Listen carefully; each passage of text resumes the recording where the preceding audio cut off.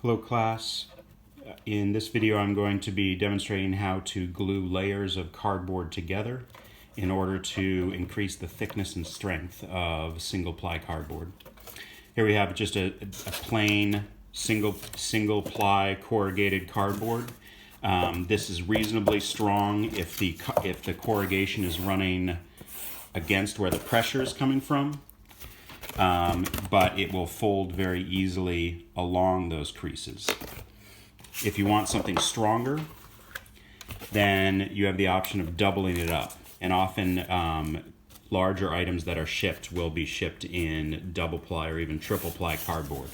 Once you double it up, it's a much stronger building material.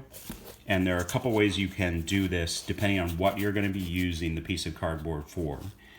If you want to increase the overall strength and the piece is not going to be creased or bent in any way, such as a tabletop or a seat, then I would put the corrugation perpendicular to each other. And that way you're increasing the strength in both directions and it will tend not to bend at all. If I'm making a double ply piece that is going to be wrapped around something or needs to fold over a 90-degree angle or a curve, then I would place the corrugation running in the same direction so that I can still easily fold both pieces together.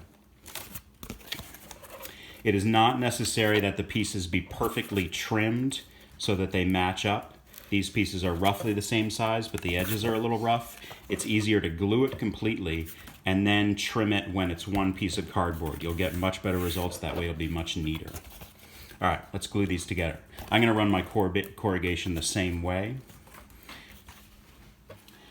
So first you apply a liberal amount of glue. You need quite a bit, and I usually just use a back and forth pattern over the whole piece. If you just do the edges, then the middle will bubble up on you. And if you just do the middle, the edges will separate, so you really need thorough coverage. Getting sort of familiar with how much glue you need is a bit of practice, but after a couple of sheets, you'll have it down.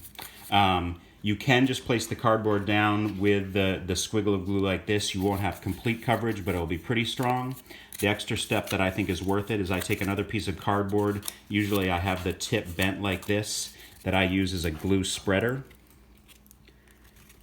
And I spread the glue out, and usually I spread from the middle out to the edges, and that way I'm moving any excess glue out to where it might be needed or off the board.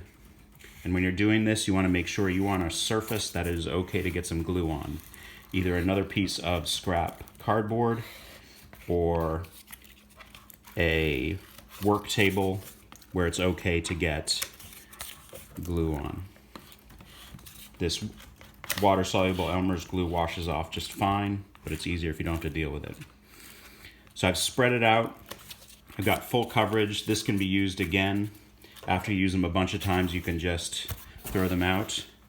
Then I place my cardboard exactly down, and I apply some even, heavy pressure everywhere just to fix it.